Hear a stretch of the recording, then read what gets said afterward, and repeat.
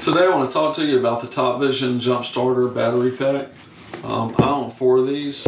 This particular one quit working, so I want to talk a little bit about it. But first, let me show you why I bought these. If you go look on Amazon, you can see on Amazon, these out of 13,458 ratings, it got, how many stars? It got 78% 5-star rating, 355 questions. I read a lot of the questions before I bought this. This is a very popular product on Amazon. Let's take a look at the battery pack.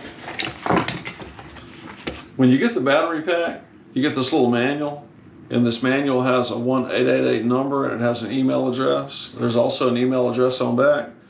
My battery pack quit working. I've charged it for about 2 days. So I've called this number. I've also sent them an email. I've heard nothing back from them. Here's the battery pack.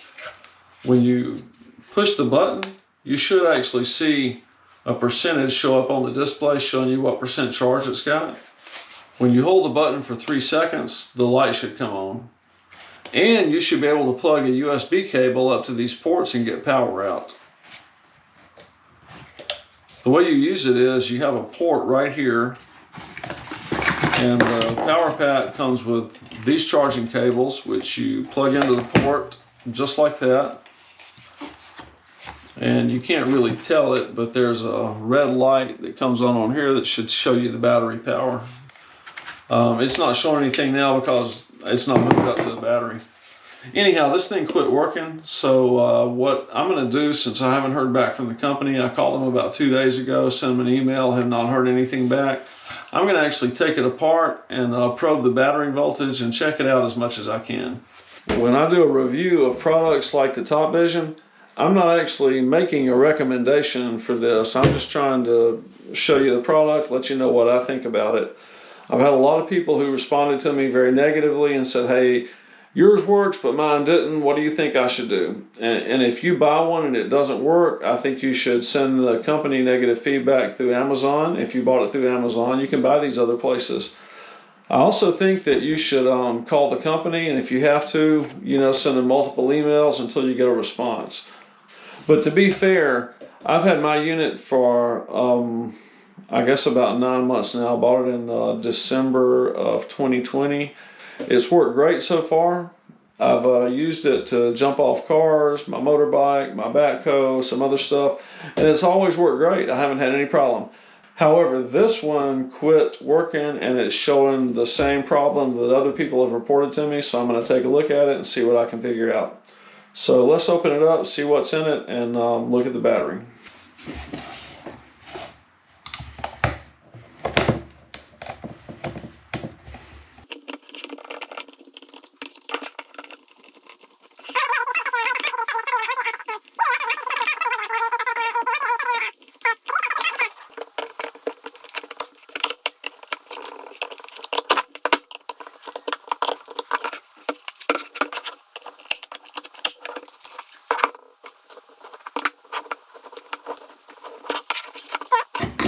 So I've just about got it up in there. All right, there we go. So here's what's inside. You got a nice battery there. You got a couple of circuit boards. Now, can I find anything visual wrong with the circuit boards? That may tell me something. I'm going to have to just probe the battery to see if there's any voltage in the battery. I have no idea at this point what the problem is, what happened to it. I didn't mistreat it, certainly. But anyhow, let's put some more light on it. We'll see. So let's take the circuit board out, take a look at it, see if we can figure out what's going on with it.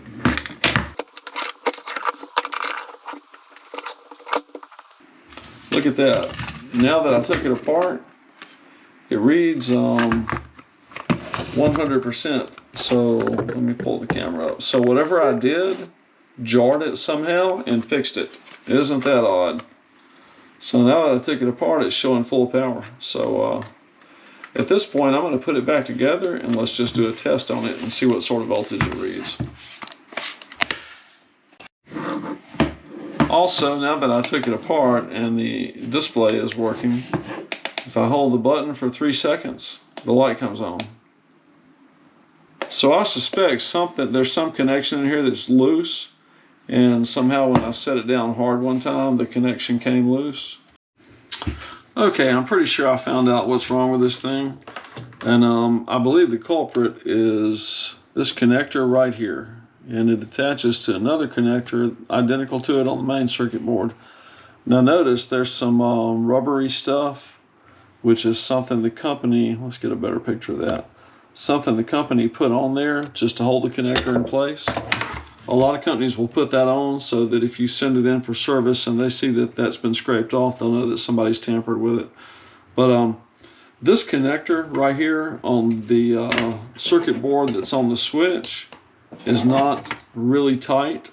And I think I've traced it down to the red wire. I think the red wire on this end of the, okay, let's get closer. This red wire on this end of this cable is not making good contact. So I took it out. I had to scrape the rubbery stuff off. I took it out. I reseated the connector. And now you can see that I push the button and the display turns on. If I jiggle this at all, it goes off and it won't come on. So if I take my screwdriver and that's not unexpected. If you pull the connector out, it's not going to work. But if you jiggle it or drop it or bump it at all, this appears to come loose. So if I just push it in a little bit, push it, the button, it comes back on. So the problem is this is a decent battery, but they used about the cheapest connectors they could get away with on these circuit boards. And if you bump this thing at all, that connector could come loose. And then the display won't work and the button won't turn anything on and it just quits working. So just to prove this is working, I've got my spare GoPro battery right here that you can charge with a USB. So what I'm going to do is plug it into the USB port right here, just like that. Now notice this has two USB ports. I'm looking at the manual here. One of these ports is blue and one is black. According to the manual, the blue USB port is 5 volts at 3 amps, or 9 volts at 2 amps, or 12 volts at 1.5 amps. So that ought to be plenty to turn on my GoPro charger. So notice it's plugged in, the GoPro charger is hooked up, but the charging light's not on. So what I'm going to do is turn this on, push the button, the display comes on, and after a second or two, the GoPro charging light comes on. So the USB chargers are working fine. Let's plug it into the other one and check it. So let's unplug that. Plug it in right here. Okay, there. So the unit is still on, so it's charging. It's going to charge faster off the stronger port, and the blue USB port is the stronger port. So anyhow, this is working. So what I'm going to do now is I'm going to actually try and tighten up this connector, put some more sealant on it to seal it up, put it back together. And I think that's the problem with most people who have these units. I think they bump it and one end of this connector comes loose. The entire thing is controlled by this button, and the button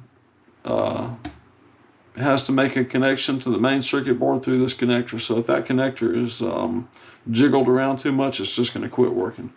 Anyhow, I'm still happy with the unit. I think they just put too cheap a connector on it. So I'm going to tighten it up, put it back together, and let's see if it works. Okay, so this works. I put it all back together. Everything's cool with it. I tested a couple of the ports. They work. So I recommend you keep your battery in your case, because the case has this nice rubbery lining that'll protect your battery, and you keep all your other stuff in here. So let's talk about the ports on here just for a minute. I'm going to read the manual as I show you this. You got the blue port and the black port. Again, the blue port is 5 volts, 9 volts, or 12 volts, and the higher the voltage, the less amperage. The black one is 5 volts at 2.1 amp right there. You've also got this DC output on the side. The DC output is 12 volts at 10 amps. Now, are you going to get 10 amps out of here? I seriously doubt it. I don't imagine you're going to. I've looked at the wire that connects to this, and it's not capable of carrying 10 amps.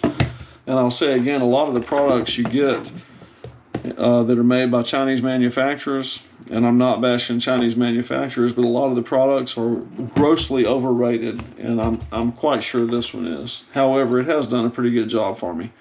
Okay, last thoughts on the repair of the TopVision jump starter battery pack. First off, if you want to get this thing apart, there's 4 screw holes in the 4 corners, okay?